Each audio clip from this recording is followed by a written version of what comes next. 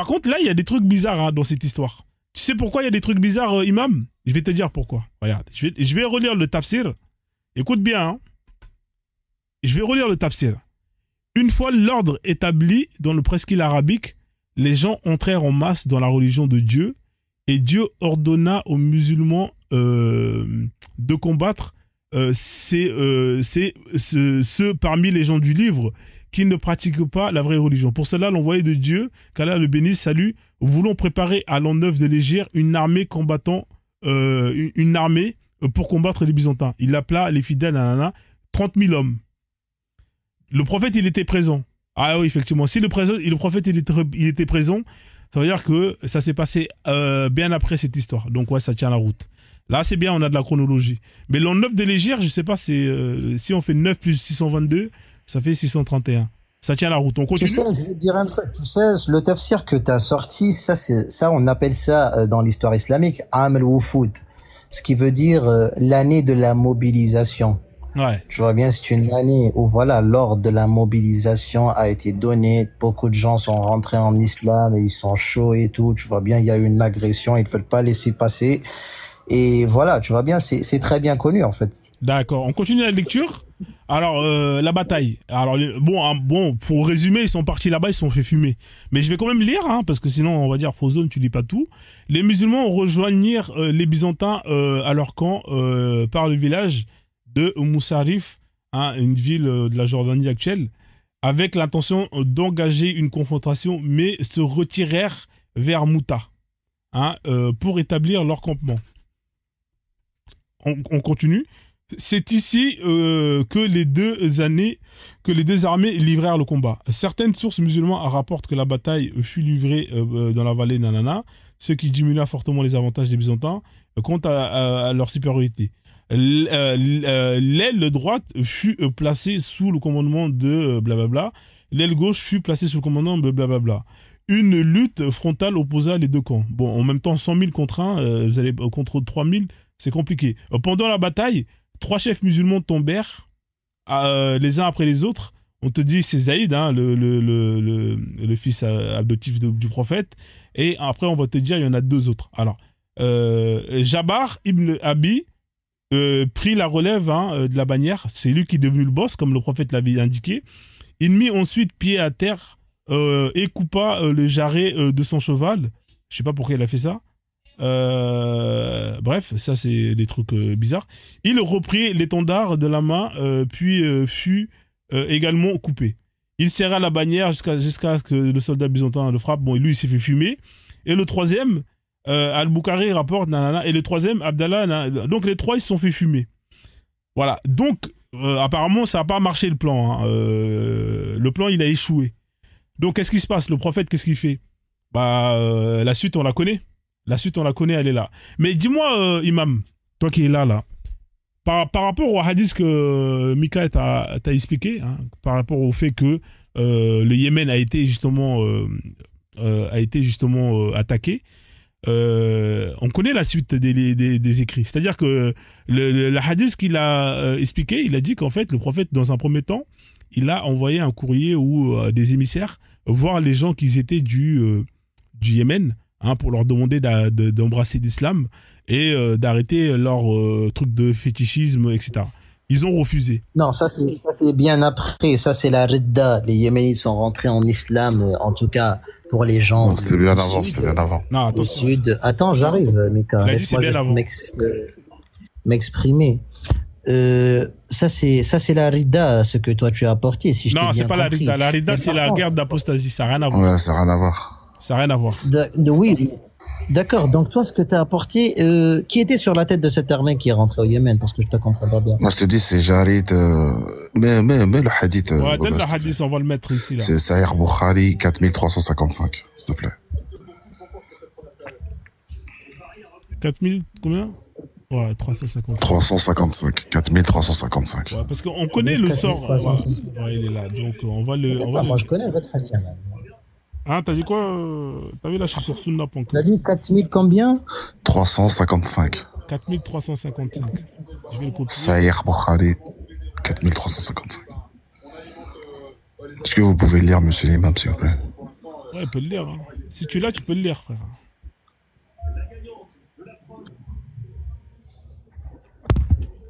كان بيت في الجاهلية يقال له ذو الخرس والكعبة اليمانية والكعبة الشامية فقال لي النبي صلى الله عليه وسلم يريحني من ذي الخصة ونفرت في 150 راكبا وكسرناه وقتلنا من وجدنا عنده فأتيت عند النبي فأخبرت. Mais frérot, ça c'est pas le Fatah, ça c'est une histoire bien après le Fatah. C'est bien. Après Non, quoi? parce que regarde, quand on parle de Yémen, on parle, regarde, quand il y a eu cette histoire-là, parce que où se trouvait le Kaaba al-Yamani et le Kaaba al-Shami? Le Kaaba al-Yamani se trouvait à Sanaa, qui est aujourd'hui la capitale. Non, Et ça n'a rien à avant voir. Ça de n'a rien à voir. rentrer à Sanaa, le Kaaba al-Yamani, frérot, elle se trouvait à Sanaa et dans les régions de Aden et dans le Est-ce que nord vous du pouvez Yémen. lire, monsieur l'imam, s'il vous plaît? Frérot, le texte, il est devant moi. Ouais, bah, terminez de le lire, s'il vous plaît. Je le connais, d'accord. Vakasarna, on l'a cassé, on est rentré, on a tué toute personne qui était sur cette histoire de Kaaba, et je suis venu au prophète et je lui ai dit que il nous donne notre khoms, le khoms ahmos, comme c'est écrit dans la traduction. D'accord, le hadith, je le connais. D'accord, Il y a donc pas de problème. t'es d'accord avec moi que dans un premier temps, on a envoyé des émissaires, hein, comme ce qui a été fait avec... Attends, laisse-moi parler, s'il te plaît. Non. Est-ce qu'on a envoyé des émissaires dans un premier temps pour inviter ces peuples à se convertir à l'islam? Le Yémen? Ouais, je te pose la question. Est-ce qu'on a envoyé dans un premier temps des émissaires pour inviter ces peuples à se convertir à l'islam? Tu parles du Yémen, n'est-ce pas, ou tu parles Ouais, du hadith? je parle du Yémen. Je parle du Yémen, ouais. D'accord. Le Yémen, déjà de un, il y a l'ethnie de Aba Huraira, et tu peux aller voir sa biographie, qui s'appelle l'Hamadan. L'ethnie d'Aba Huraira et les ethnies du sud Yémen sont rentrées en islam pendant que le prophète était à Médine. Et quand ces ethnies-là sont rentrées en islam, ils ont commencé à se faire opprimer par les plus forts, qui sont les ethnies du nord, qui sont les ethnies riches, qui sont les ethnies descendantes du royaume juif qui était là-bas, la Himyar. Tu comprends très bien. C'est là où maintenant le prophète, qu'est-ce qu'il va faire? Parce que le Fath du Yémen a été fait par Ali ibn Abi Talib. Ça, c'est quelque chose que personne ignore. Ali ibn Abi Talib, c'est lui qui est rentré au Yémen et qui a fait la libération du Yémen. Et effectivement, ça s'est fait par les armes. Mais ça, c'est le nord du Yémen, là-bas, là. Et le hadith que toi, t'as sorti, c'est bien après. C'est pendant la conquête, avant d'arriver dans les régions de Aden, etc. C'est le retour que le prophète déjà avait déjà conquis déjà Mecca. Ouais. Donc oui, c'est bien après. Oui, mais Bien après, mais il avait conquis Mecca et l'expansion de l'islam, elle était déjà présente. Et Jaïr, c'est un des sahaba du prophète. Et lui, il fait la da'wa dans cette région-là. Et il remonte faire le rapport en expliquant au prophète, oui, la da'wa se fait bien. Énormément de gens ont rejoint l'islam et ont abandonné les idoles. Mais il y a une résistance. Non, justement, Mika. 632. Regarde, elle est là. Je pense que toi, tu m'as pas compris. 632. Oui, justement, regarde, le Fath du Yémen, regarde, on te montre très bien qu'on est parti jusqu'à Sanaa. Parce que comme je t'ai dit, Aba Huraira, qui est le gars qui est le plus grand narrateur sur le prophète chez nous, Aba Huraira, il fait partie d'une ethnie yéménite qui s'appelle Hamadan et qui est tous rentrés en islam pendant que le prophète était faible à Médine.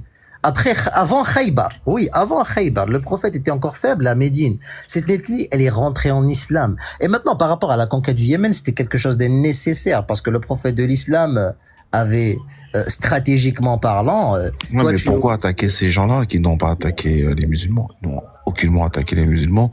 Ils n'ont pas tué leur émissaire. Ils n'ont rien fait. Pourquoi envoyer 150 cavaliers et les massacrer tous? Et casser leur... D'ailleurs, c'est Ali ibn Abi Talib qui est parti. Non, ça c'est une autre histoire, ce que toi tu rapportes. Mais par contre, t'inquiète pas, je vais te... Non, moi je parle de ce hadith-là. Oui, toi tu parles de ce hadith. Ce hadith, je t'ai dit qu'il a été bien fait après. Ça, c'est certaines régions qui sont restées dans cela. Pourquoi ils ont été attaqués? Il y avait la guerre, on te dit. La guerre a déjà été déclarée aux ethnies arabes du nord du Yémen, frère. Il y avait déjà la guerre. C'est incroyable. Ça, c'était juste la dernière étape de la guerre. Il n'y avait pas la guerre. Oh là là. Est-ce que vous pouvez nous apporter la preuve, s'il vous plaît? Mika, lui, il ramène pas beaucoup de preuves, malheureusement. C'est ça. Il n'y a pas de problème. Ouvre. Il n'y avait pas la guerre. L'islam était déjà étendu. Elle dominait dans l'Arabie. Elle avait prise la Mecque. ils étaient déjà établis. Et ça fait partie de l'expansion. L'islam s'est établi, mais est-ce que l'islam ou la communauté musulmane de cette époque-là dominait toutes les ethnies arabes? Non. Non, elle dominait pas toutes les ethnies arabes. C'est pour ça qu'elle a envoyé 150 cavaliers pour détruire cela. Mais est-ce que ces ethnies arabes, ils étaient opposés au prophète? Est-ce qu'ils avaient provoqué le prophète? Est-ce qu'ils avaient tué un de leurs émissaires? C'est ça que je veux savoir. D'accord. Je vais alors te répondre, mais j'ai l'impression que tu fais exprès. Parce que tu sais très bien que la guerre avait déjà été déclarée. La guerre, elle avait déjà commencé. Parce que juste après l'arrivée à Mecque, le prophète de l'islam, comme je te dis, les Hamadan qui sont rentrés en islam et les ethnies du sud Yémen commençaient à avoir des problèmes avec les ethnies du nord Yémen qui étaient alliées aux Sassanides, qui sont les Perses. Parce qu'on connaît tous en fait l'alliance historique qu'il y a toujours eu entre Himyar et même après la chute de Himyar avec les Sassanides qui sont les Perses. Ça, personne ne l'ignore. Dans l'histoire. Donc ces ethnies-là, Monsieur Mika, considéraient les ethnies du Sud qui sont rentrées en islam comme un danger. Donc il y a eu des provocations entre les deux. Et en même temps, il y a d'autres besoins en fait. Il y a d'autres besoins. Le besoin déjà de sécuriser le temps derrière, parce que regarde où se trouve Mecque et regarde où se trouve Sanaa. Tu vois très bien la carte. Il y avait le besoin de sécuriser son derrière, sécuriser des millions de kilomètres, c'est des milliers de kilomètres. Je comprends très bien. Oui, mais il y avait besoin parce que c'est plus de 20 heures de route. C'est plus de 20 heures de route. Donc. Mika, mais ça veut rien dire. Géopolitiquement parlant, parce que ça c'est de la géopolitique purement. Géopolitiquement parlant, Monsieur Mika, ces gens-là ils sont alliés aux Sassanides. Mais Sassanides ils dominaient déjà à cette époque. C'était pas des nouveaux conquérants. Les Arabes quand ils sont venus, il y avait déjà. C'est pas le fait. C'est pas le fait. Les Sassanides ils dominaient déjà le monde. Ce qu'on va faire, on va faire plus simple. Regarde, le djihad al-Talab. Alors, est-ce qu'un État islamique, après avoir envoyé un émissaire pour inviter un État de koufar à se convertir, a le droit d'attaquer cet État de koufar qui refuse de se convertir? Frérot, regarde, déjà. Non, franchement, à un moment donné, là, on a parlé d'histoire, c'est très bien. T'as vu, on a donné les sources. Moi, j'ai appris beaucoup de choses ce soir. Maintenant, moi, t'as vu, je vais aller droit au but. Est-ce que d'après l'islam sunnite, un État sous la charia d'Allah, avec un califat, qui invite un État de koufar à se convertir à l'islam, et que si cet État de koufar refuse cette invitation, est-ce que le califat a le droit de l'attaquer pour ramener la parole d'Allah? Je dirais oui et non, parce que ça dépend des raisons. Mais oui aussi c'est autorisé, si tu veux, si c'est ça que tu veux entendre. Oui aussi c'est autorisé. D'accord. Il y a aussi des raisons pour cela. Il y a aussi des raisons pour l'autorisation. Voilà, donc on est d'accord que ta religion autorise le fait d'attaquer un État à qui vous avez invité dans un premier temps à embrasser l'islam et qu'elle a refusé cette invitation. Donc ta religion autorise de faire la guerre à quelqu'un qui, parce que seulement elle a refusé d'embrasser votre religion, on est d'accord sur ça?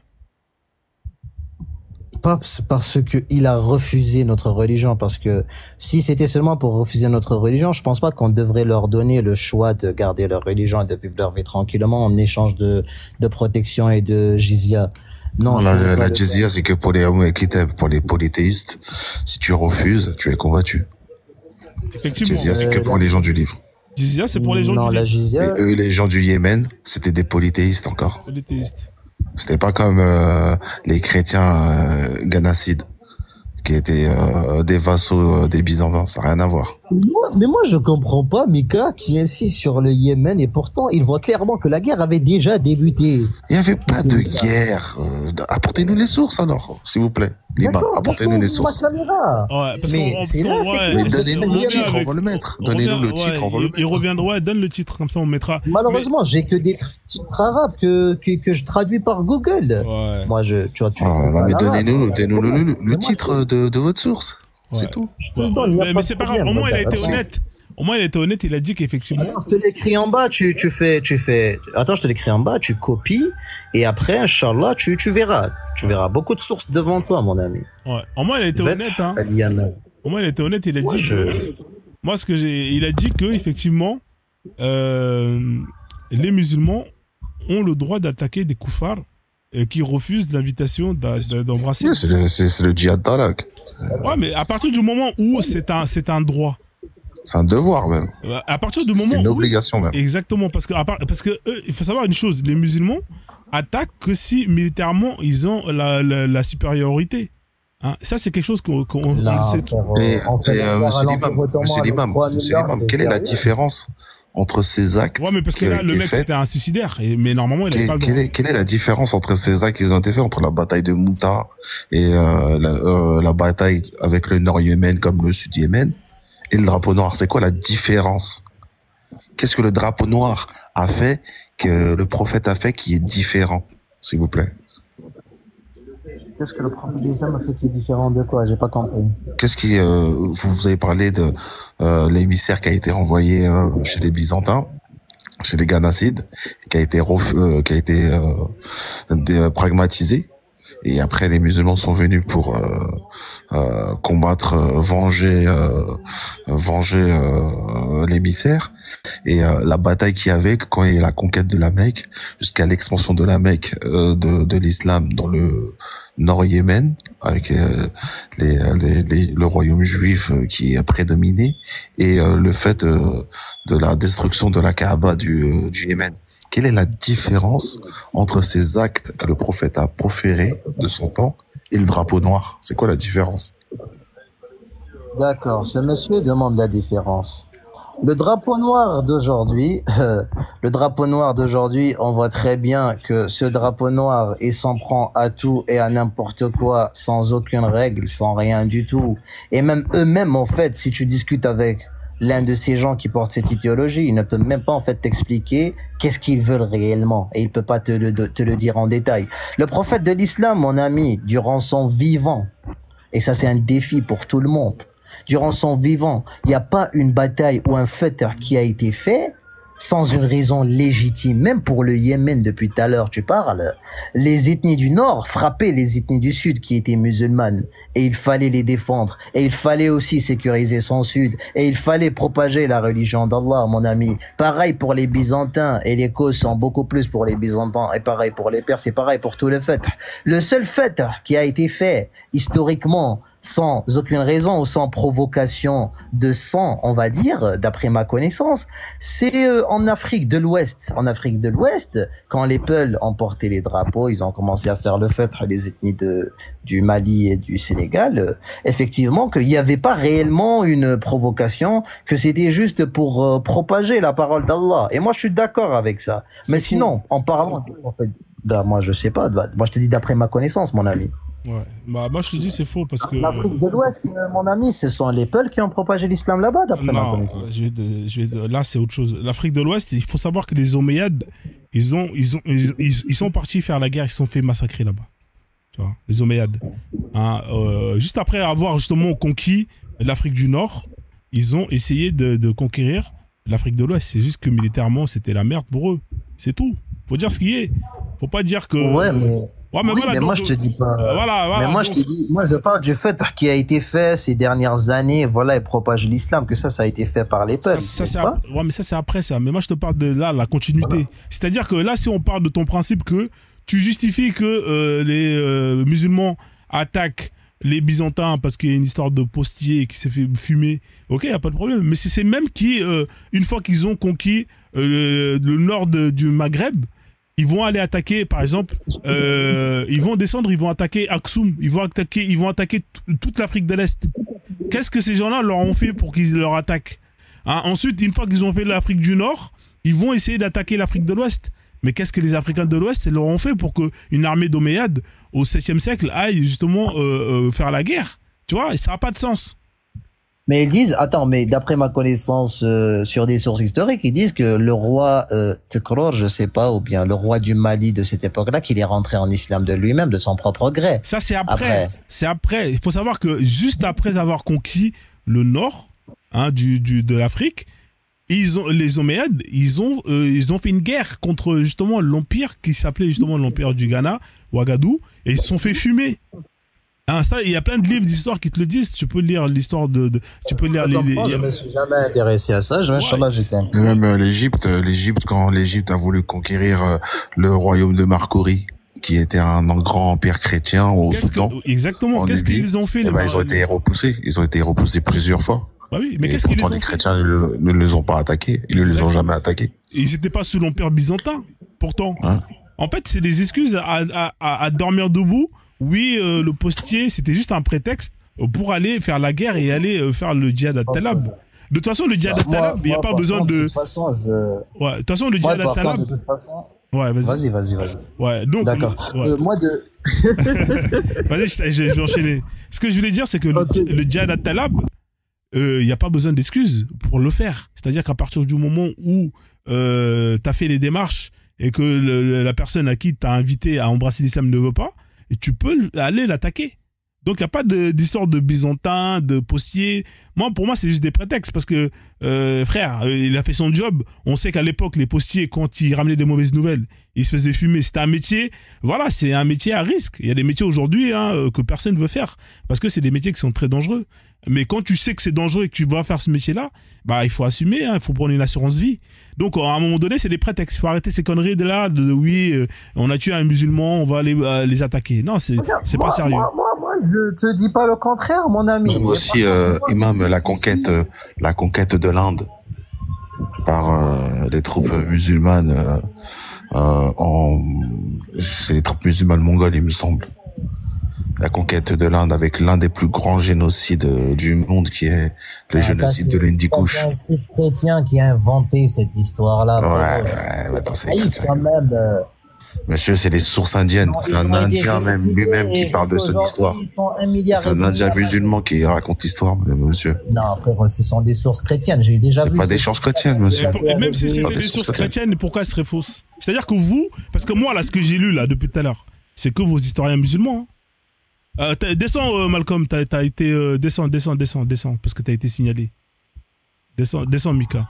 Comment on appelle ça, là? Les sources, là, que vous racontez, là. T'as vu, moi, tous les sources que j'ai lues, selon les historiens musulmans, et pourtant, nous, on n'est pas là à dire... Mon frérot, cette histoire-là de 150 millions d'Indiens, et d'ailleurs, si on revient au 8e siècle, parce que le Fath de l'Inde, il a commencé aussi avec les Omeyyades au 8e siècle, et même si on part jusqu'au Moyen-Âge, il n'y avait pas 150 millions d'habitants en Inde. Et en même temps, l'information, frérot, elle vient pas de sources respectables. Elle vient d'une source, frérot, inconnue, d'un site sur Google inconnu, frérot. Moi, j'ai pas parlé de 150 millions. Je sais qu'il y a eu plusieurs millions d'Indiens qui ont été victimes de l'islam. Et ça, c'est quelque chose que tu peux pas dire que c'est faux. Maintenant que tu réfutes parce que les sources, elles ne sont pas musulmanes, ça, c'est ton droit. Mais sache que... C'est pas que de ça, frère. Mais sache que depuis tout à l'heure... C'est pas que de ça. Ouais, sache que depuis tout à l'heure, nous, les sources qu'on lit, c'est des sources musulmanes qui parlent justement des musulmans en tant que victimes. C'est que des sources qui proviennent des historiens musulmans. Donc, à un moment donné, nous, on accepte vos historiens. Pourquoi est-ce que tu n'acceptes pas que d'autres historiens qui, justement, te donnent des sources soient véridiques? Non, mais c'est pas vrai que c'est des trucs. En plus, il y a même l'université de Cambridge. Il y a une grande université de Cambridge qui parle de ce sujet-là. Depuis tout à l'heure, je l'ai complètement zappé, Magog, frère. Je suis un ouf.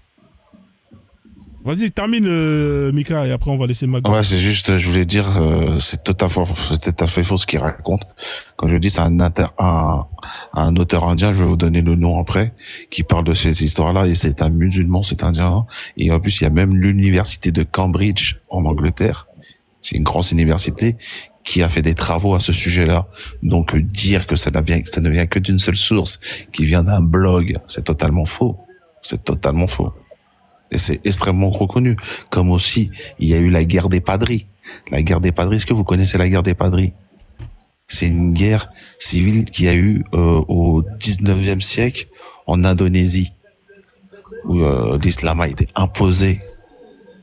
Elle a été imposée aux Indonésiens. Une guerre civile entre différents partis. L'Indonésie a été victime d'une grande immigration de la Chine. Il faut dire les termes, frérot. Les musulmans étaient présents et s'est défendus. Ils n'étaient pas tous musulmans en Indonésie. Les Indonésiens, ils étaient majoritairement bouddhistes. Les seuls qui se sont convertis, ce sont les rois. Des rois.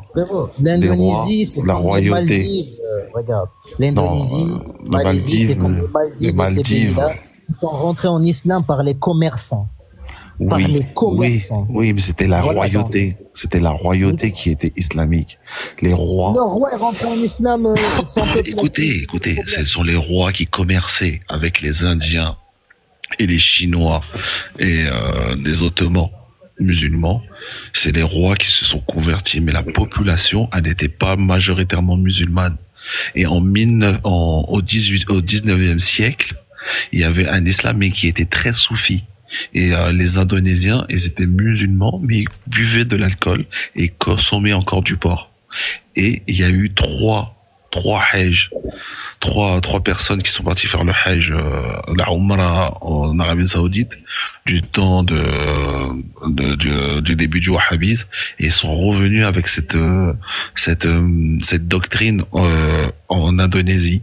Et il y a eu une guerre pendant plus de 10 ans, ce qui s'appelle la guerre des padris. Et c'est pour ça qu'aujourd'hui, que l'Indonésie est généralement musulmane. L'Indonésie, mon ami, Je vous invite tu à peux vous revenir renseigner. sur des cartes anciennes. Regarde, l'Indonésie, mon ami, tu peux revenir sur des cartes anciennes depuis son islamisation et durant les siècles qui ont suivi, vu qu'elle n'a pas connu d'invention des armées musulmanes. Elle a été directement, l'Indonésie, Maldives, ces pays-là, ils sont rentrés directement par les commerçants et toute leur population ont suivi leur roi. Maintenant qu'il y a eu des guerres civiles, parce qu'il faut qu'on sache un truc. Aujourd'hui, Monsieur, les Maldives l'Indonésie, sont en Afrique. l'Indonésie, quand la Maldives sont en Chine, Afrique. quand la Chine, Vous quand la vous Chine confondez a avec la commencé à Malaisie. connaître la famine, quand la Chine a commencé à connaître la famine après les guerres d'Éphionne et tout, et durant le 19e siècle, avec l'Inde, bien sûr, qui subissait une colonisation très très dure, et les Indos ont commencé à connaître la famine, ils ont envahi ces zones-là, qui sont la Malaisie, le Singapour et l'Indonésie et toutes ces zones-là. Et effectivement, frérot, moi je te justifie rien, hein, mais sinon, ce qui s'est passé, frérot, c'est une guerre fanatique. C'est une guerre fanatique entre ces populations. Et moi, je me mêle pas de ça. Moi, tout à l'heure, on parle du fait islamique. Moi, je défends que les actes de mon prophète, parce que la plupart, ils sont tous justifiables et justes. Il n'y a pas eu une agression, une volonté d'arriver comme ça là pendant tout le fait du prophète sallallahu alayhi wa sallam. Maintenant qu'il y a eu des erreurs de certaines personnes, on peut en discuter. Monsieur l'imam, vous avez raison. Je veux laisser parler Magog et laisser François dans ce cas. Merci pour cette discussion. Mais monsieur l'imam, renseignez-vous au sujet de la guerre des padris. C'est la guerre des padris, P-A-R-D-I. Je vous invite à vous renseigner à ce sujet-là. Et vous allez voir que ces gens-là, ils n'ont pas fait cette guerre civile au nom de leurs beaux yeux, mais ils l'ont fait au nom du haqq. Ils ont voulu propager l'islam véridique en Indonésie. Et regardez les massacres que ça a eu. S'il vous plaît, merci. Merci. Mais reste, Mika. Salut, Franchement, c'est intéressant. Salut, Magog. Merci, Mika. Mais par contre, je suis dans Wikipédia, hein. Je suis dans Wikipédia et je vois qu'apparemment ça s'est passé contre les Néerlandais qui envahissaient l'Indonésie. Attends, d'abord, Imam, parce que le frère n'a pas parlé depuis tout à l'heure. On va le laisser un peu. Sur tout à l'heure, Mika il disait, en gros, c'est quoi cite-moi une différence entre ce qu'a fait le prophète et le drapeau noir. Moi, je voulais réitérer la question. Cite-moi une chose que le drapeau noir a faite que le prophète ne préconise pas. Parce que tu nous dis que tu défends ce qu'a fait le prophète et tu es d'accord avec ce qu'a fait le prophète, mais en même temps tu n'es pas d'accord avec ce qu'a fait le drapeau noir. Donc en fait t'es en incohérence parce qu'il n'y a aucune chose qu'a fait le drapeau noir que n'a pas fait le prophète. Magog, vas-y, donne-moi s'il te plaît avec des arguments solides. Tu vois bien, fais-moi un parallèle solide entre ce que le prophète de l'islam a fait et ce que les drapeaux noirs ils ont fait. Explique-moi les raisons, les buts, les objectifs et je t'écoute et t'auras tes réponses, Inch'Allah. Vas-y, fais-moi un parallèle. Un parallèle. C'est-à-dire où tu veux en venir, je comprends pas. L'idéologie du drapeau noir aujourd'hui, ce qu'ils font alors que la population. Regarde, c'est-à-dire, fais-moi un petit exposé, tu vois bien, des arguments solides basés sur des faits et sur des raisons, tu vois bien, comme ça, compare-moi ça avec les faits du drapeau noir. Fais ça des deux côtés, Inch'Allah, et on va te répondre. Vas-y, montre-moi, parce que c'est toi qui dis qu'ils font pareil, vas-y, prouve-moi qu'ils font pareil. Le drapeau noir, par exemple, sur place publique, il décapsule des gens pour apostasie ou pour parce qu'il a fumé une cigarette, ou il y en a plein des vidéos comme ça sur Telegram, il y en a des milliers.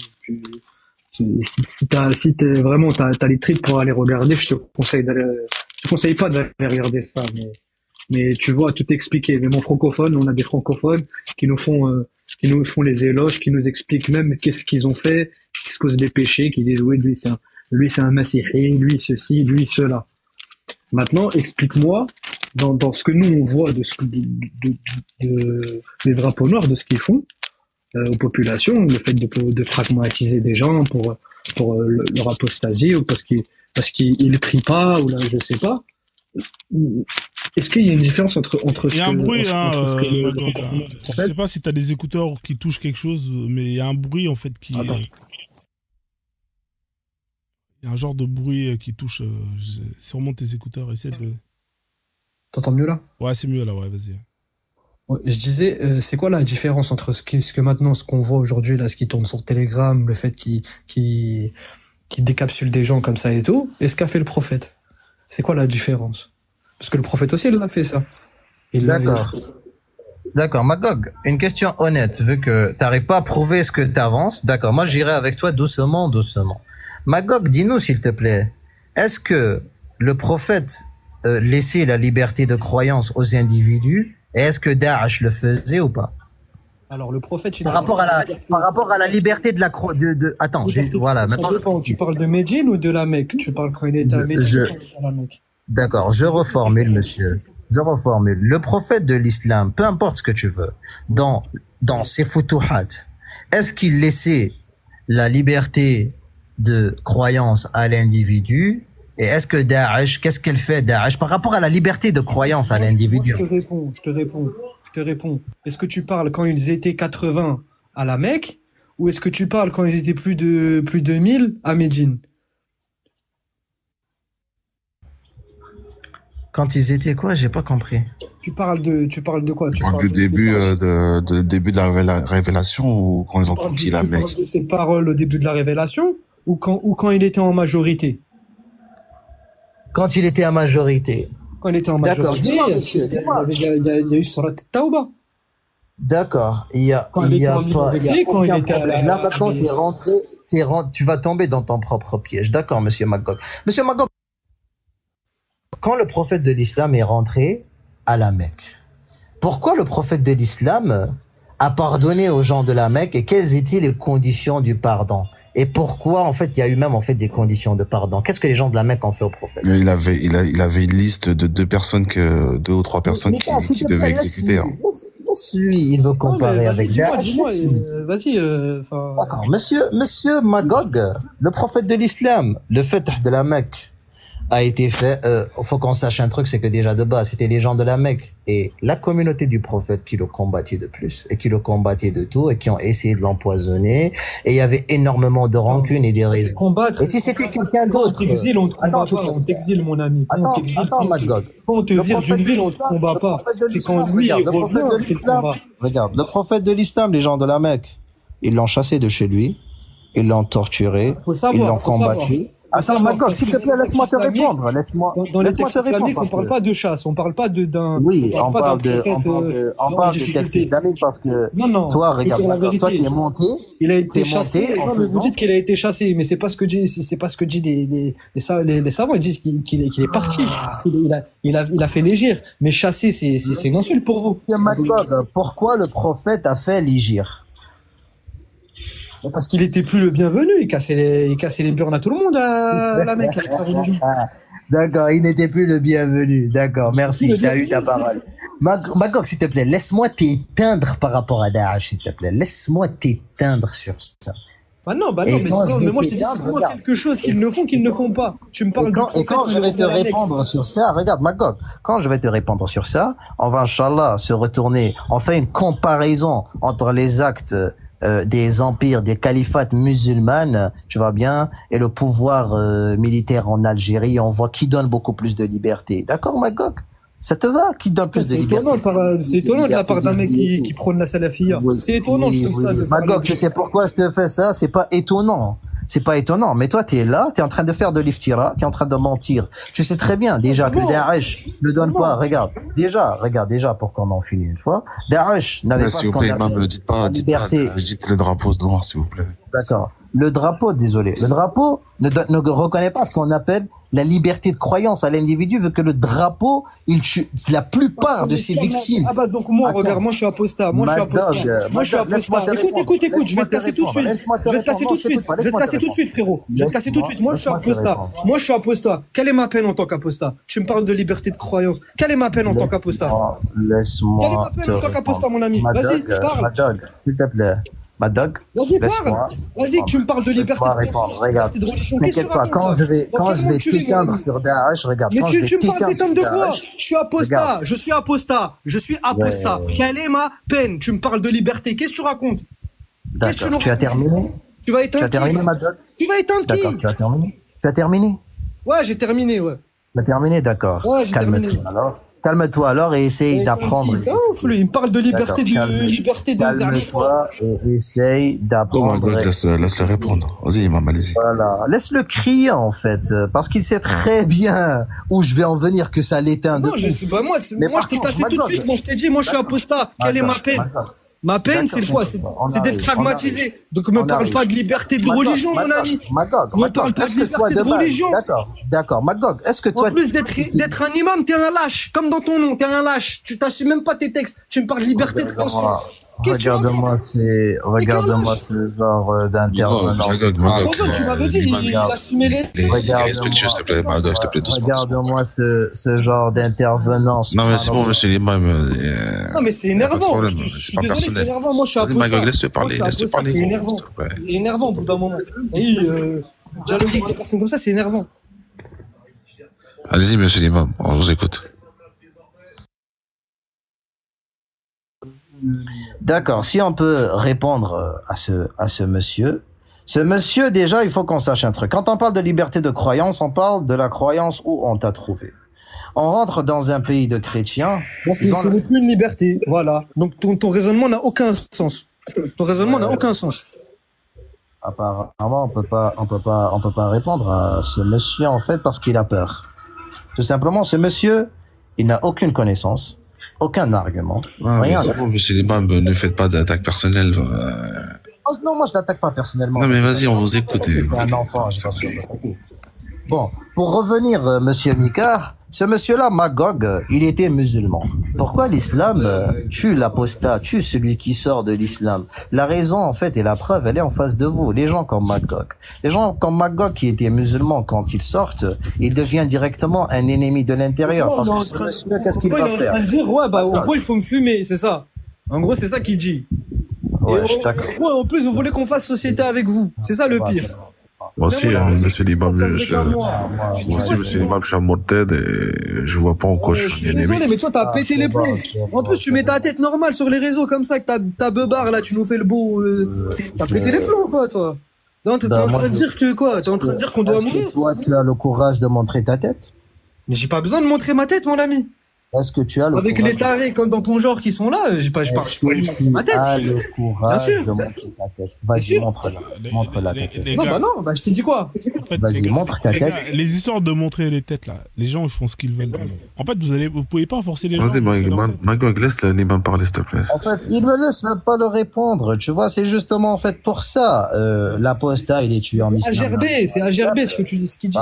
Parce que cet apostat-là, ce putain d'apostat, quand il apostasie, il n'apostasie pas en fait seul, il garde son apostat pour lui. Ce mec devient directement ton pire ennemi, le pire ennemi de la religion. Mais ce mec, tu veux me pragmatiser. Quelle est ma peine? Tu crois que je vais quoi? Je te donne mon huc. T'es sérieux quoi? T'as pété les plombs quoi toi? Le mec il veut pragmatiser des gens et il me dit ah ouais mais t'as la haine. Mais vous avez un problème dans votre cerveau. Mais sur la vie de ma mère vous avez un problème, c'est incroyable. En plus de ça, on doit fermer nos bouches. Mon ami. C'est quoi ça? En fait, Frozone, apparemment, on peut pas répondre à cette question vu qu'on a un enfant avec un petit zboub Non, qui il fait va, que il va, il crier. va, il va, il va te laisser parler, mais c'est Avec vrai un que- petit zboub, non, tu vois, ce genre de petit zboub, en Non, fait, là, d'habitude, on moi, est je dans les l'invective Tu vois, personnelle. regarde, regarde, On moi, va je pas vais de te dire ça, un truc, pas de tu vois, ça. là, Rabbak Nhaoué, Rabbak, t'as vu ton Dieu? C'est pas ce que je veux chez moi, pas de ça, s'il vous plaît, les gars. Pas de Khara Ali. Ah, moi, j'ai dit, Khara Ali. regarde. Wa Mohamed sallallahu alayhi sabbi. Fahmti? Ça t'entend ça? Tu comprends, fils de lâche, va. Non, les gars, pas d'invective Ouais. personnelle, s'il vous plaît, les gars, s'il vous plaît. Vous savez très bien, dans mon live, j'essaie de mettre une bonne ambiance. J'attaque pas personnellement, moi j'attaque son prophète tu m'es taxé là. Je ne vais pas le répondre parce que tout simplement, ça, c'était un gamin, tu vois. Ça, c'est là où, en fait, tu vois la différence entre l'éducation islamique, Mais tu parles de mes couilles. l'éducation Le mec il me parle de mes couilles. Il vient me dire, oh, tu es un gamin. Et là, tu pleures parce que je parle de ton papa Noël, ton père Noël. Non, mais, Imam, je suis pas d'accord avec toi. Je pense que t'as vu, là, Je pense que moi, c'est moi plutôt qui n'est pas d'accord, Frozone, que moi, je me fais insulter ici. Là. non, mais justement, depuis que ce gamin, j'essaie de recadrer, il n'arrive même pas J'ai en insulté fait à ton le prophète. contrôler. J'ai insulté ton C'est prophète. toi, J'essaie de recadrer, s'il vous plaît, Non, les gars. tu m'as dit Nahwik, tu m'as dit là. Non, j'ai dit Nhaoué Rabbak. Je ken ton Dieu. Ben, c'est pas grave, tu sais, moi je sais Nuance. très bien en fait. Nuance. Tu peux parler comme ça que Voilà. dans Et TikTok. celui dont tu te prosternes, t'as vu celui que tu te C'est très prosternes tous bien, les jours? regarde, cette parole-là. Oui, lui, je lui mets. Tu vois, celui dont tu te Frozone, prosternes, Frozone. oui, je lui mets. Ah. Toi qui te D'accord. prosternes, je te la mets pas. Mais je la mets à celui D'accord. dont tu te prosternes. D'accord. Là, tu comprends. D'accord, Magog, il n'y a pas de problème. Si Frozone, si Magog là, c'est un homme, tu vois bien, il répète ces paroles-là devant un musulman dans la vraie vie, tu vois bien, ou bien il montre son visage ici, il nous laisse capter son vilain visage et il dit ces paroles, il sait très bien que demain il vivra pas. Tu sais, il a les couilles que dans TikTok, tu vois. Pourquoi, monsieur l'imam, qu'est-ce qui lui arriverait? Qu'est-ce qui va lui arriver s'il dit ça? Qu'est-ce qui lui arriverait s'il il le dit devant un croyant? Il sait bien qu'il ne peut pas. Mais qu'est-ce qui lui arriverait s'il dit ça devant un vrai croyant? Il va finir comme le gars irakien qui vit au Suède. Ah ouais, donc vous êtes dans ça alors? Voilà. Monsieur, on n'est pas dans ça, mais il y a un respect. Il y a un respect. Ce monsieur Donc, n'a pas le juste droit pour les paroles qu'il a dit, d'asseoir, vous justifiez, vous confirmez que cela, qui puisse être pragmatisé. C'est-à-dire que quelqu'un Je qui te dis- vous a je insulté, te dis, il mérite de monsieur. finir comme le Suédois là. C'est terrible ce que vous venez de dire, monsieur. Tu sais, quelqu'un qui m'insulte, moi, j'ai pas de problème. Mais quelqu'un Non, qui il se vous a prend pas de insulté cette vous, hein, il vous a manière, pas insulté vous, il a insulté regarde, Allah. regarde, Il a insulté les gars, Allah et son prophète. Juste les pour gars. ce qu'il a dit, vous justifiez que mérite de Magog mourir. puisse être pragmatisé comme Sarwan Moumika. On va l'écouter. Oui, effectivement, Magog, tu vas blasphémer de cette façon. Tu prends pas en compte nos sentiments et tu ne nous respectes pas. On te casse la gueule, mon ami. Non, là, il y a une Effectivement, différence je le entre casser la confirme. gueule et tuer quelqu'un. Là, vous avez parlé de... il Mon mérite- ami, peu importe à quel niveau ça ira, tu vois bien, parce qu'il y a un respect. Si moi je me lève aujourd'hui devant une église catholique ou protestante ou devant des pasteurs et des croyants chrétiens et je commence à insulter leur religion, à insulter leur Je crois qu'ils vont croyance, vous casser à la gueule. insulter Je leur pense pas Dieu, qu'ils vont vous à casser la semaine gueule. biblique, eh mon ami, ils vont mal. Vous critiquez l'islam critique tous les jours Mon ami, le en christianisme Ouganda, et le en- judaïsme. en- Et frère, il y a quand différence vous entre récitez Pas en même temps, pas en même temps, s'il Al-Fatiha vous plaît, pas en 17 même fois temps. par jour, Pas en même temps, les en gars. disant que Regarde, les chrétiens et les juifs S'il vous plaît, sont les des gars. égarés et qui méritent la colère d'Allah, Il y a une j'ai jamais vu différence un entre- chrétien et un juif agresser un Il y musulman à a, cause de il y ça. a- oh là là, mon ami, J'ai jamais vu ça, l'attaque moi. de la mosquée l'attaque dans la mosquée de Hévron qui a pris la vie de 20 personnes. Est-ce que Ou bien c'était un le chrétien? Il a qui fait au nom de rentré, Jésus? Ou bien ça c'est un juif qui l'a fait au nom de Yahweh. Et en Australie, Il a fait au nom en de Yahweh 2017, en Australie en 2017, Oui, quand un contre fou Christian, est rentré dans la c'était une mosquée, attaque il est monstrueuse. rentré Mais est-ce avec qu'il a son fait au nom de Jésus? AK-47. Quand il est rentré, effectivement, qu'il a crié au nom de Jésus. Vous avez Quand les il preuves. rentre avec Il y son a- Et Jésus AK-47. Akbar, il a La crié personne, quoi? il a filmé, il a tout filmé, il a jamais crié au nom de Jésus. Hein. Il a crié quoi? Bon, Jésus ce Akbar monsieur, les autorités, Pourquoi vous êtes prêt à mentir pour justifier ce qui est injustifiable? Tu sais, celui Je comprends pas. d'Australie, celui d'Australie, il a lu son livre, il a lu son ce idéologie. monsieur, Les il gars, a on dit s'entend pas, s'il clairement, vous plaît, les gars, on s'entend il a pas. dit clairement Ce monsieur, il a dit clairement qu'il l'a fait par fanatisme religieux, monsieur. Il l'a dit lui-même. La justification de son acte, c'est le fanatisme religieux. Source, s'il vous plaît. La source. Quelle source t'as pour cette histoire? Il s'appelle comment le mec qui a fait ça? C'était Christchurch, c'était l'attaque de Christchurch en Nouvelle-Zélande. Il a jamais dit qu'il a fait au nom de Jésus. On va lire les trucs. Il a dit au nom du grand remplacement, mais il a jamais dit au nom de Jésus. Donc, monsieur, je comprends pas, monsieur Liman, vous êtes prêt à mentir pour justifier que vous avez dit une dinguerie bien avant. Attendez, on va regarder cette histoire, mais s'il vous plaît, pas tous en même temps, parce que sinon on s'entend pas et c'est pas intéressant après. On peut pas quand on se réécoute, on comprend rien. Donc, l'imam, tu as dit qu'il y a eu des attaques contre les musulmans, c'est ça que tu es en train de dire? Et que ça a été moi, je peux t'en sortir des dizaines qui sont faits par fanatisme religieux. D'accord, mais est-ce qu'on est d'accord que nous, on condamne? Moi, je condamne tous les gens qui attaquent des musulmans parce qu'ils sont musulmans. Moi, je pense que c'est pas quelque chose qui doit être fait. De la même manière que je condamne tous les musulmans qui attaquent des gens qui ne sont pas musulmans, juste parce qu'ils ne sont pas musulmans. Je pense que c'est pas quelque chose qui... Est-ce que les musulmans ne condamnent pas les attaques terroristes, monsieur Frozon? Je parle de moi, là. Attends 2 secondes. Attends, moi, je parle de moi, là. Ah bon? Imam, là, moi, je parle de moi à titre personnel. Moi, je condamne tous les attaques. Alors, tout à l'heure, ce qui est intéressant avec toi, quand on t'écoute, c'est que pourtant, on dirait qu'il n'y a que le christianisme, le judaïsme et l'islam. C'est-à-dire que oui, s'il y a un musulman s'il y a un chrétien qui vient, pourquoi tu ne dis pas, par exemple, imagine là, il y a un musulman qui est là, qui insulte un fétichiste, un féticheur. Et que le féticheur... Même pas Frozen. Non, mais... Regarde quand ils vont dans les villages africains et ils détruisent nos statues. Non, attends, est-ce que, pour le fait qu'ils ont détruit nos statues, on se permet d'attaquer des musulmans et de les pragmatiser? Exactement, on va en venir. Imaginons qu'il y a on n'a jamais fait ça. Il y a des cas où il y a des musulmans qui vont blasphémer des fétiches parce qu'ils vont considérer que c'est narchétan, etc. Imagine, pour les lois des gens qui justement croient à ces fétiches, la sentence, c'est la peine de mort.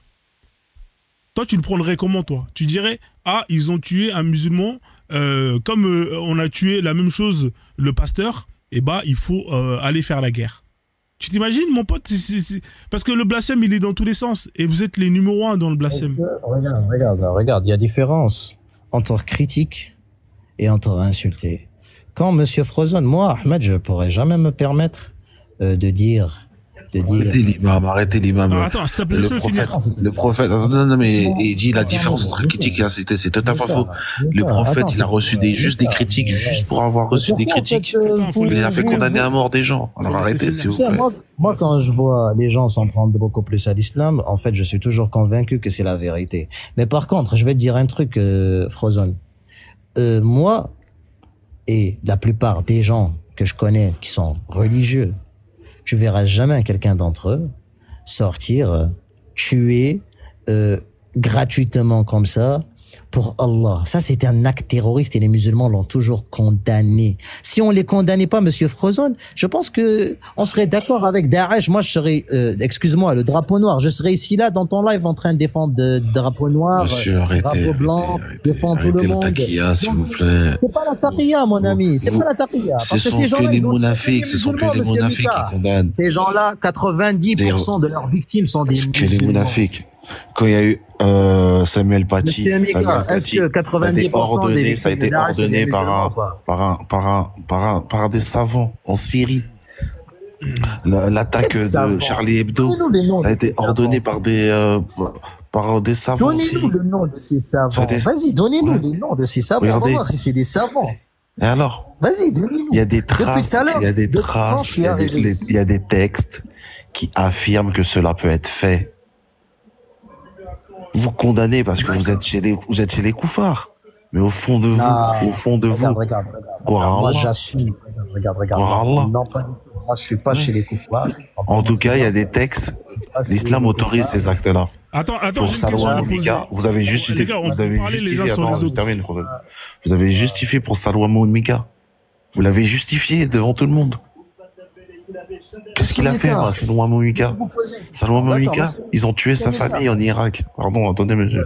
Ils ont tué sa famille. Ils ont brûlé ses proches. Attendez, monsieur. Non, ils n'ont pas tué sa famille. Oh là là. Monsieur Imam, moi, je vous ai jamais coupé la parole quand vous parlez. Monsieur l'imam, Salman Momika, l'Irakien en Suède, il a été pragmatisé. Il a été pragmatisé parce qu'il a juste brûlé le Coran. Mais sa famille, à lui, elle a été tuée. Elle a été brûlée vif en Irak. Il a été pourchassé en Irak parce que c'est un chrétien irakien. Il a été pourchassé, il a pris l'asile en Suède. Et par pure vengeance, il aurait pu s'attaquer à des musulmans. Il a jamais fait ça. Il a juste brûlé le Coran. Et regardez comment il a terminé. D'accord. Et vous avez justifié ça, monsieur. Vous avez justifié ça. Selwa Al-Momika, regarde. Selwa Al-Momika, si tu me permets d'ouvrir ma caméra, sa famille est la première à se désavouer de lui en Irak et de dire de pratiquer sur lui ce qu'il faut pratiquer selon les textes islamiques. Source, parce que sa famille était morte. Regarde, Sa monsieur. famille a monsieur, été détruite. Source. Mais qu'est-ce que tu me racontes? Attends, je te donne Al-Mosri, Al-Soumeri, frérot, le magasin irakien. Ouvre ma caméra, je te montre la vidéo de son frère en Mais train de t'as parler. Ouvre ma pas caméra. assez d'abonnés, mec. C'est ça ton problème. T'as pas assez d'abonnés. Ouais, j'ai pas assez d'abonnés, Je t'ai dit, t'as pas ouais. assez d'abonnés. D'accord. Non, mais Attends, sinon, je sinon t'envoie t'aurais alors pu le lien. l'ouvrir, hein. Y a pas besoin d'invitation pour ouvrir une caméra. Attends, alors je te mets, Inch'Allah, le lien en bas et tu vas voir son frère lui-même qui sort, le condamné, qui dit que c'est la décision de toute la famille. Sa famille n'a jamais été touchée. Et tout simplement, Selwa Al-Momika, ce qu'il a fait, c'est de la provocation de ouf. Tu viens là, tu t'appuies sur la police suédoise qui le laisse. Vous dites que la liberté. Pourquoi la police suédoise le permet et le protège? C'est une manifestation, quand il est en monsieur. train Si de à la brûler, police, monsieur, c'est une manifestation, c'est qu'il a demandé les droits à l'État. Et que si la police, elle était là, c'est que c'est justifié. Donc, Donc, il en était fait, dans son droit de le faire en Suède. Il méritait alors, selon toi, l'imam, ce qui lui arrive. Il a été torturé en Irak déjà de base. Ils lui ont retiré un œil. Il lui manque. Pourquoi il portait tout le temps des lunettes de soleil? Il lui manque des orteils. Ils lui ont retiré des orteils. Déjà, lui-même, il s'est fait. Il a été victime de ça. Il a été victime de ça en Irak. Et tu es en train de nous dire, ouais, mais c'est un provocateur. Et Attends, pourquoi il a perdu son œil? Pourquoi il a perdu son œil? Il a été torturé? Qui l'a torturé, monsieur Madog? Bah, à ton avis. Dis-nous qui l'a torturé. Vas-y, c'est toi qui viens de sortir. Vas-y, dis-nous. Assume. Attends. Bah, comment ça, assume? Monsieur Madog. C'est lui qui l'a dit. C'est le drapeau noir, c'est le drapeau noir qu'il a fait ça. C'est loin. Ok.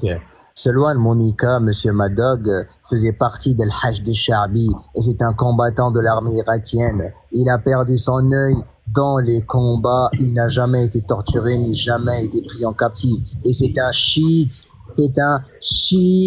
Tu comprends très bien. C'est un chiite. Un chiite qui brûle le Coran? Waouh. En fait, vous aimez calomnier sur les gens, même les gens qui chiite sont qui brûle le Coran, c'est incroyable. qui sont plus de ce monde. Je pensais que le Même Coran, les gens, vous les c'était respectez pas. la parole Vous pour voulez les qu'on vous chiites. respecte. Vous voulez qu'on respecte les gens de chez vous, mais vous respectez même pas les gens qui sont Momika, c'était pas un chiite, c'était un chrétien. Non, mais un chiite qui brûle le Coran, c'est Non, extraordinaire. mais tu vois, ils sont prêts à mentir, c'est ça le problème. Ils sont prêts à déformer la vérité pour justifier une atrocité. C'est chaud, mec. Hein. Dire un mot, en fait.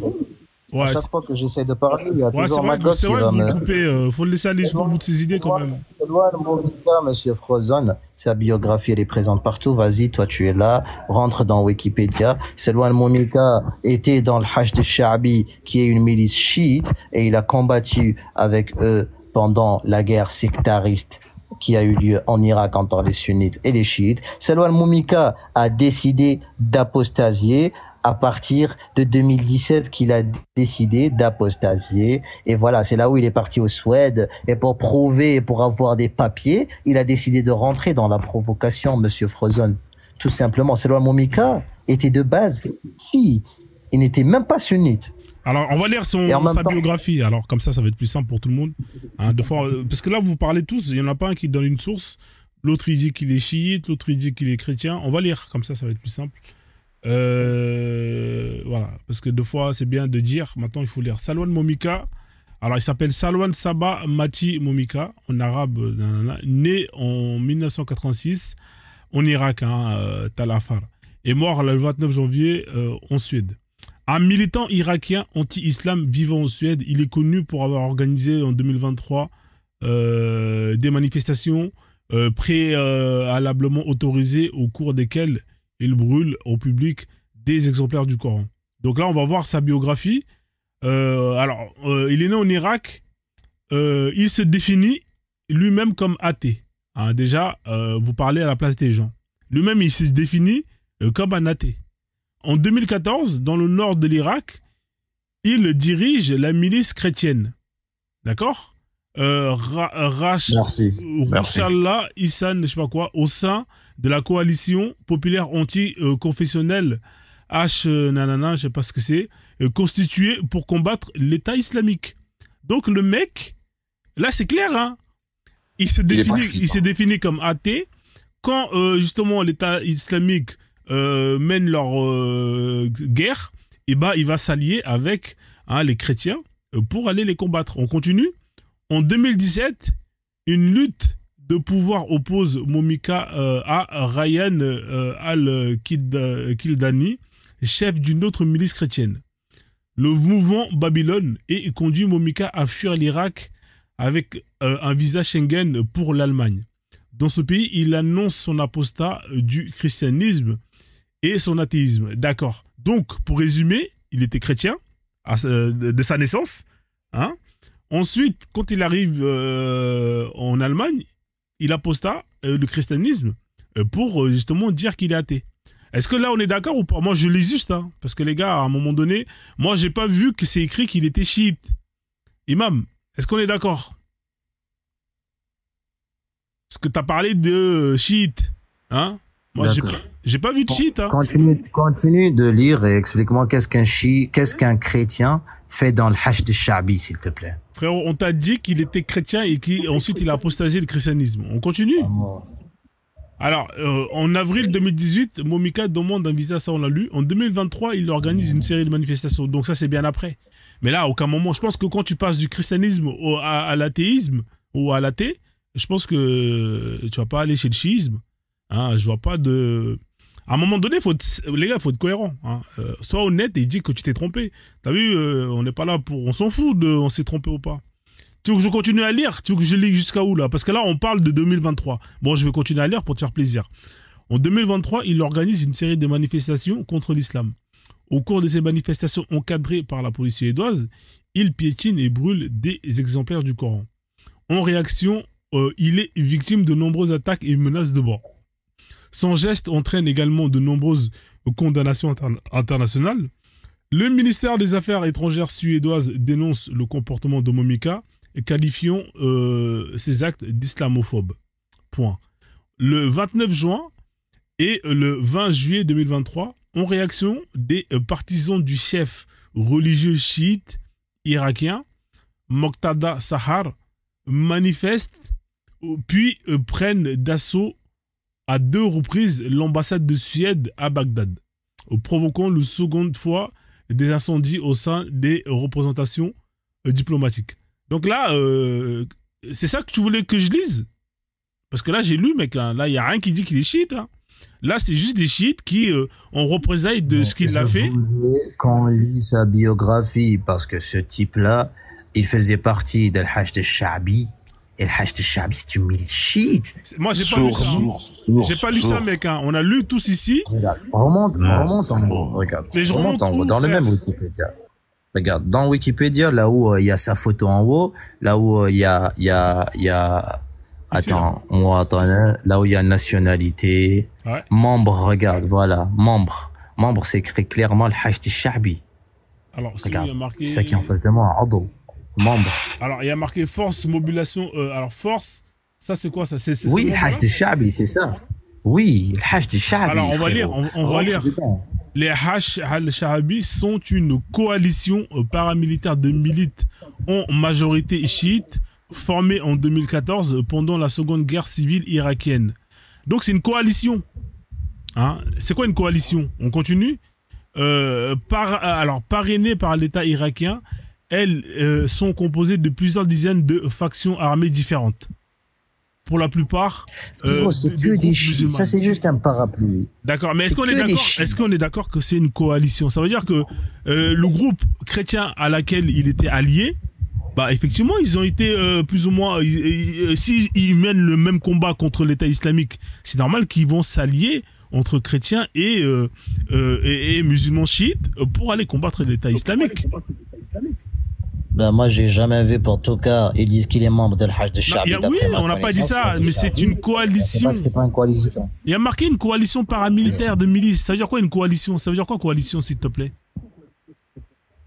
Coalition, oui, ça veut dire une coalition, c'est clair. Voilà, donc ça veut dire qu'il peut y avoir de tout. Mais c'est pas pour autant que c'est que des chiites. Bah, ils te disent la majorité chiite, et d'après ma connaissance, moi, je pense réellement que ça, c'est juste un slogan. Moi, je pense réellement que c'est histoire de coalition, c'est juste un slogan. Mais d'accord, ils se disent officiellement coalition. C'est justement là où, en fait, c'était qui en face? Ils combattaient qui? Ils combattaient qui en face? Ils combattaient l'État islamique. Ils combattaient les terroristes. Et ben voilà. Et ben je comprends pas pourquoi t'es là. En fait, c'est quoi? Tout à l'heure, tu nous as dit oui, moi je suis contre tout ça. Et là, tu nous dis non, mais en fait, je comprends pas ta position.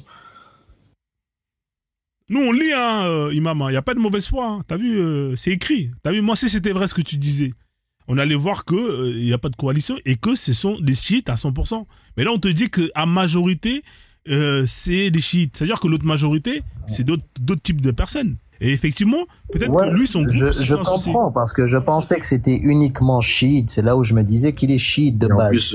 Et en plus, Imam, c'était pendant la seconde guerre d'Irak. Donc ça n'a rien à voir avec le drapeau noir. Non, en fait, le groupe, ce groupe-là, en fait, il a été créé durant la Seconde Guerre. Mais par rapport à justement à ce conflit. La Seconde Guerre. Ouais, mais par rapport à ce Seconde Guerre. Je sais pas, en fait, je connais pas, mais je sais pas si c'est le même conflit qu'avec l'État islamique. Non, ça n'a rien à voir. C'est entre l'Iran et l'Irak. Ouais, mais ça veut dire que le groupe, il a existé par la suite. Mais justement. Oui, je comprends. Seconde guerre d'Irak, c'est la guerre sectariste. Ouais, voilà, ça n'a rien à voir avec quand il y a eu les Américains et le drapeau noir.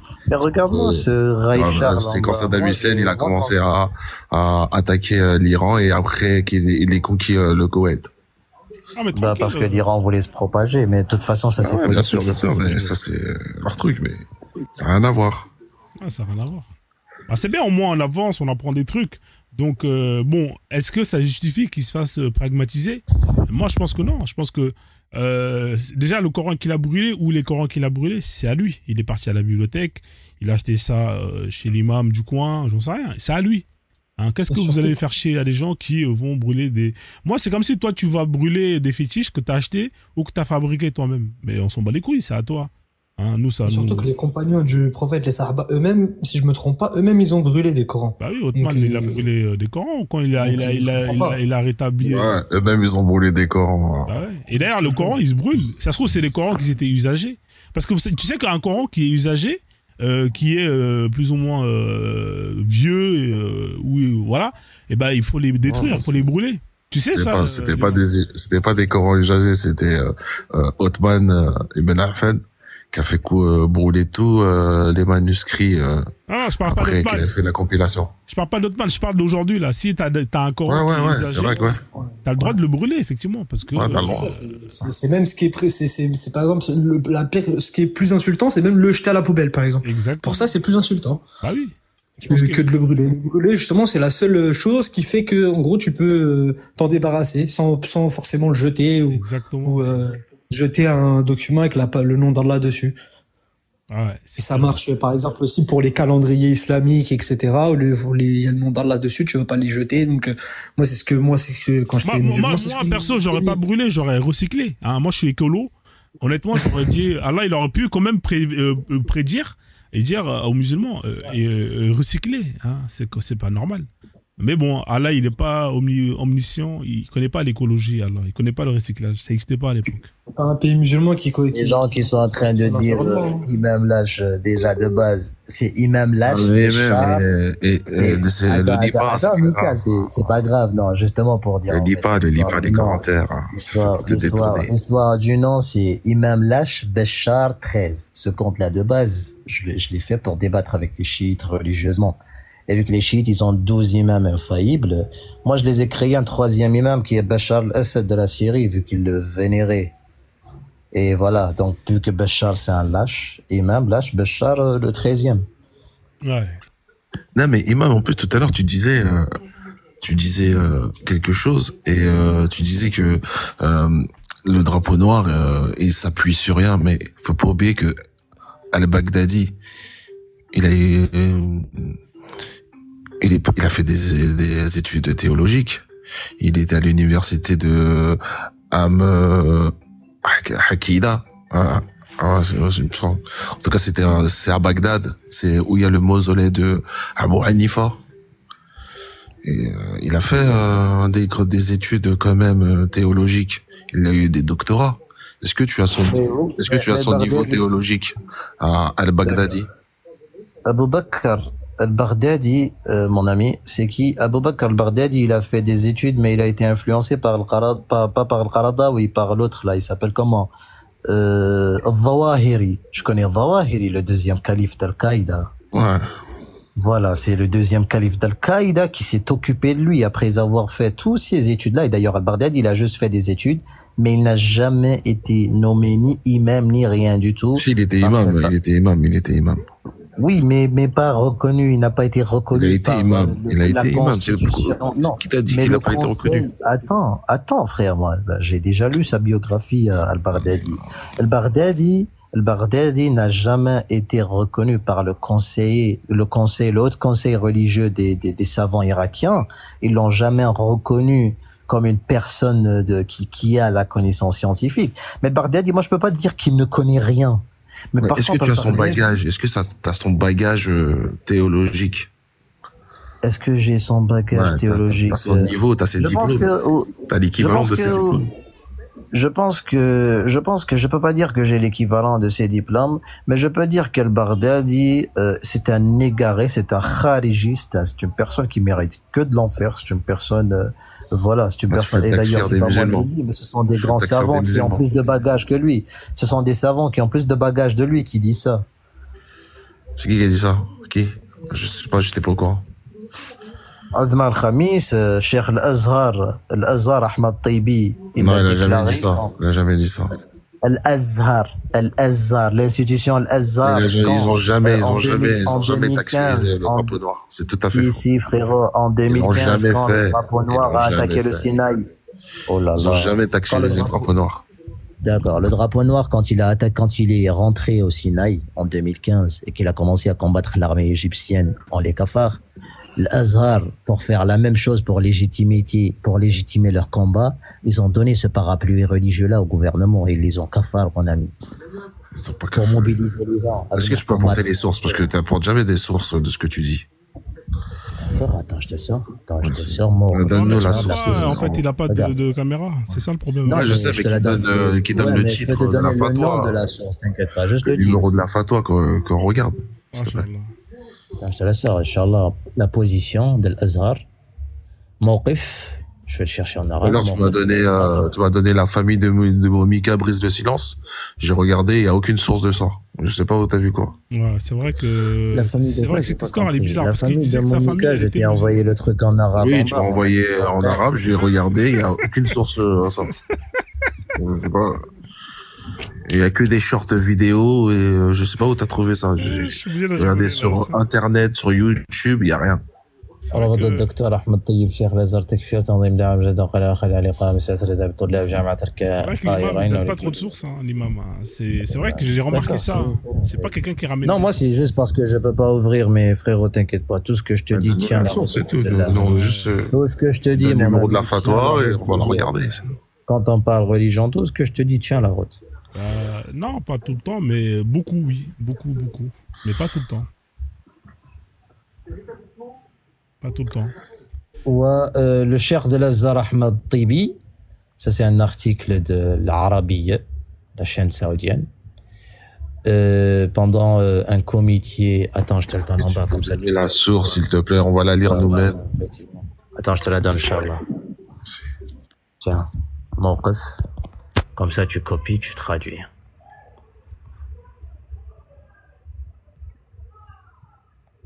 Et les gars, je pense que je vais pas tarder à arrêter le live. Là, je vais aller manger. Hein. J'ai pas mangé. L'autre, il a quand même eu le temps de mettre 2-3 gâteaux bien sucrés. Voilà, je te l'ai donné, Mika. Ah, mais c'est en arabe ton truc, on comprend rien. Et il peut la traduire, t'inquiète pas. D'accord. Ouais, moi je vais aller graille. Hein. Je vais aller graille. Le live, ouais, je vais aller graille la famille. Hein. Je pense que c'est la meilleure chose à faire. Sinon, il faut faire tourner le roi Akbar pour tomber sur un autre sujet. Et j'ai pas envie de repartir sur un autre sujet là, honnêtement. Pas trop chaud ce soir. Vous m'entendez ou pas? Ouais, on t'entend. Ouais, donc je pense qu'on a assez débattu. Hein. On a quand même appris pas mal de choses, hein, en tout cas en ce qui concerne l'histoire. Moi, ça m'a permis de mettre de la chronologie dans tout ça. Et avec cette histoire de facteur. Je vais me renseigner hein, si le métier de... Je pense que facteur, c'est un métier à risque. Hein. C'est un peu comme les démineurs. Tu vois, les démineurs aujourd'hui, là, ceux qui vont déminer Moi, je pense que normalement, Frozone, on devrait revenir sur le truc de hier par rapport aux monstrueux et à la Edda et tout. Ouais, j'ai même là, c'est oublié. trop tard. Fallait qu'on fasse ça dès le début. Là, il y a rien. Là, je suis à 4h30. Là, je suis à 5h de live. Je suis à 5h de live. Sinon, demain, direct. Hein, comme ça, on enchaîne direct. C'est vrai qu'on aurait dû enchaîner ça, mais comme il y avait Abdul qui était dans le coup, donc je pense que ça aurait été mieux à 3 reprendre les bails, tu vois. Mais, Il était là, Abdul. Bah, il était là hier, Abdul, quand même. Il était là. Hein. Ah, j'étais pas là hier. Il était là vite fait, mais il n'est pas resté longtemps parce qu'il était en cours. Mais il avait son mot à dire quand même, notamment sur la Rida. Mais toi, t'as pas de source. C'est ça ton problème. C'est qu'on te demande de mettre des sources, tu peux pas mettre ta caméra. Essaie de revenir avec un compte où on peut au moins lire des hadiths, des versets, peu importe. Comme ça, au moins, ça permet aux gens de vérifier. Parce que là, dire des choses, c'est bien, mais il faut affirmer, tu vois. Là, par exemple, on a pu vérifier pour Salman... Après, si t'as les sources, toi, tu peux les afficher, Frozone, mais c'est pas le problème, mais bon. Monsieur l'imam, c'est la même... Frozone, en plus, tout à l'heure, je t'ai envoyé en DM. C'est la même chose que vous m'avez transmis. C'est le docteur Ahmed, je sais pas quoi, là, Ben Tabiya, qui dit qu'il ne peut pas excommunier les gens de drapeau noir. Parce qu'ils disent, ils ne sont pas sortis de la foi, ils ne l'ont pas déclaré ouvertement. Donc, quand ont-ils takfirisé? Donnez-moi une source. Quand Al-Azhar, elle a dit qu'il faut takfiriser, ce ne sont pas des musulmans, ceux qui ont fait ça.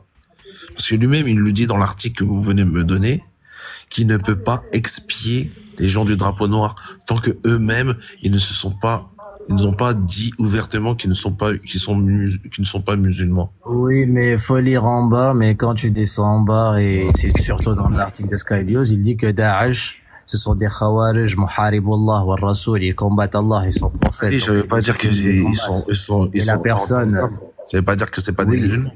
Mais frérot, une personne qui combat Allah et son prophète, ils combattent pas Allah. Ça, c'est un takfir C'est diplomatique, ceux qui mon ami. combattent le gouverneur. C'est ceux qui combattent, qui agissent sans l'autorisation d'un gouverneur. C'est ça les Wahhabis. Non. Regarde ce qu'il te dit. Rentre dans Sky News, vu que je t'ai envoyé ça. Tu as Sky News juste en bas. Regarde. Rentre dans Sky News, Mika. Mika, Sky News, il est... Voilà, je lis al-arabia.net. D'accord. C'est bon. Rentre dans celui de Sky News. Sky News l'Arabia, il est aussi en bas. T'inquiète pas, il y a toutes les sources. Et va le voir là-bas. Il te dit clairement, oui, il les kaffare pas directement, mais il te dit, les dirigeants ou bien les chefs doivent les combattre parce que ces gens-là, ce sont des désordonniers qui combattent Allah et son prophète. Mais il les a pas takfirisés, il les a pas excommuniés. Oui. Voilà. Mais nous, c'est ça qu'on veut savoir. Quel savant, quelle autorité islamique dit que le drapeau noir, ce qu'ils font, n'est pas l'islam? C'est ça que nous, on veut savoir. Vous ne dites pas. Tout à l'heure, vous tournez. Vous voyez, il n'y a aucune institution islamique qui a dit que le drapeau noir, ce qu'ils font, ne fait pas partie de l'islam. Il n'a jamais dit ça. Monsieur, regarde, d'accord. Monsieur, tu sais, takfir, il a des conditions, tu vois. On ne peut pas kafar une personne qui dit la ilaha illallah, Muhammad Rasulullah. Mais quand il veut le kafar diplomatiquement, autrement, pour légitimité d'éradiquer cela, ils te disent que ce sont des gens qui combattent Allah et son prophète. Et du moment, et dans le Coran, celui qui combat Allah et son prophète, c'est un kafir, même si eux, ils refusent de le dire avec leur bouche. En quelle action Celui qui combat Allah et son prophète. Donne-nous un exemple qui fait qu'il combat en faisant quoi? C'est quoi? Donne-nous, je sais pas, un exemple. En quoi il combat? Combattre Allah et son prophète, frérot, c'est de propager déjà le faux message, parce que Daesh, c'est qu'elle propage, c'est pas de l'islam. Daesh, elle peut me tuer moi si je porte pas une djellaba, elle peut me tuer moi si je rase ma barbe, elle peut me tuer moi si je rase mes poils. C'est pas normal. Ça, c'est pas de l'islam, ça c'est Daesh. Et quand on dit combattre Allah et son prophète, et vous avez, Frozone, toi tu lis tout le temps les versets coraniques, celui qui combat Allah et son prophète, c'est qui? C'est pas un kafir? Non, mais est-ce que c'est mauvais ce qu'ils font? C'est-à-dire que le fait de... Mais frérot, c'est très mauvais, ces gens-là, ils tuent des musulmans. Le fait d'imposer la population à porter la barbe, le hijab, c'est une très bonne chose, frère. Tu devrais être content, normalement. Non, frère, l'islam a toujours laissé une distance et une liberté. Je suis pas d'accord avec toi. Voilà. S'ils imposent, ils imposent les gens à justement appliquer ce que Allah a rendu obligatoire, moi je pense pas que ce soit une mauvaise chose. Frérot, la barbe est une sunna, elle n'est pas obligatoire. Ouais, mais c'est bien déjà pour vous, non? C'est une sunna, ça vous permet de gagner des racénettes en plus. Et en même temps, t'as la barbe. Elle est une sunna, elle n'est pas obligatoire. Ça, c'est Monsieur tout l'article, et par le Cheikh Al-Azhar, il explique que ces organisations, ils sont comme beaucoup de croyants pensent que ce sont des paravents d'un système triangulaire. Ce sont les crocs et les griffes. Il dit ce sont les crocs et les griffes d'un système qui les arme. Mais il n'a jamais dit que c'était pas des musulmans. Il t'a dit que c'est des gens qui combattent Allah et son prophète. Ils sont c'est pas écrit dans l'article. À l'Arabia, c'est pas écrit. Non, frère, moi je t'ai répété à plusieurs fois Sky News. Ouais, je veux lire Sky News, mais vas-y, rentre dans celui de Sky News, frère. Sky News, c'est quoi? C'est le truc des koufars, ça, Sky News, non? Ça appartient à des koufars. Celui qui combat Allah. Là, vous prenez les trucs des chrétiens. Comment tu veux combattre Allah et son prophète en son nom? Je comprends pas. Tu viens avec ça, tu viens avec le Coran, tu dis c'est ça le message à suivre, et tu dis qu'ils combattent le prophète. Ben, c'est tout comme les libéraux combattent d'autres libéraux au nom du libéralisme parce qu'ils sont pas d'accord avec eux. Il y a des convergences entre eux. C'est pareil. Mon ami, tout ça là, voilà, c'est l'interprétation de chacun. Mais je suis désolé, Daesh, l'interprétation qu'ils font, c'est très radical, c'est hors, c'est totalement hors. Parce que le prophète, il était radical, frère. Il était comme ça, le prophète. Il était radical avec les... Ouais, vous avez des problèmes de réseau. Les gars, je pense qu'on va mettre à terme au live. Hein. Moi, je suis KO là. Hein, parce que là, ça commence à rentrer dans la géopolitique et moi, c'est pas mon... Moi, je pensais qu'il allait dire, ouais, c'est un problème politique. Non, c'est pas géopolitique. Celui qui combat Allah et son prophète, monsieur Frozone, c'est un kafir directement, même si on le dit pas clairement. Moi, je peux ne pas te kafir, mais je te dis, toi, Frozone, tu fais des lives pour combattre la religion d'Allah et son prophète. Et ça, tu le fais, Frozone, par contre. Non, je peux te le dire clairement, sans te dire, Frozone, toi, t'es un kafir.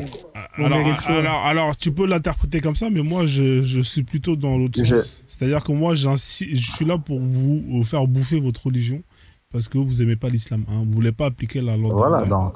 Hein, vous aimez pas la loi d'Allah. Je veux que vous kiffiez la loi d'Allah, que vous appliquez ce qu'Allah vous demande, notamment le fait d'aller faire la hijra, hein, prendre vos affaires et dégager de ce pays de koufar. Hein, voilà. On a plein de musulmans qui sont là, qui m'écoutent, hein, et qui ne veulent pas appliquer ce qu'Allah leur demande. Alors moi, je suis là pour leur faire des rappels. Je suis un imam, mon pote. Je fais des rappels, hein, même si je sais que ça finit à la poubelle, hein, aux musulmans. Hein, dans le but qu'ils gagnent un maximum de racénettes pour aller au paradis, parce que moi j'ai envie d'aller en enfer avec des koufars. Hein, j'ai pas envie de me retrouver avec toi, Imam. Justement, dans Frozo, de l'autre côté aussi, il y a des gens comme Abdelkarim, comme certains musulmans qui interviennent ici avec toi, qui te combattent aussi de la même manière que tu les combats, par les idées, par l'échange, par le débat. Tout simplement. Imam, j'ai lu votre Sky News et oui, les grands imams de Cheikh Al-Azhar, il dit qu'il faut les combattre, mais il dit toujours pas que ce sont qu'ils ne sont pas des musulmans. Mais frérot, n'est-ce pas, il a dit que c'est des gens, c'est des désordonniers. Mais n'est-ce pas, il a dit que c'est des désordonniers qui sont considérés comme des gens qui combattent Allah et son prophète. Ce sont des corrupteurs. Mais il n'a jamais dit qu'ils ne sont pas musulmans.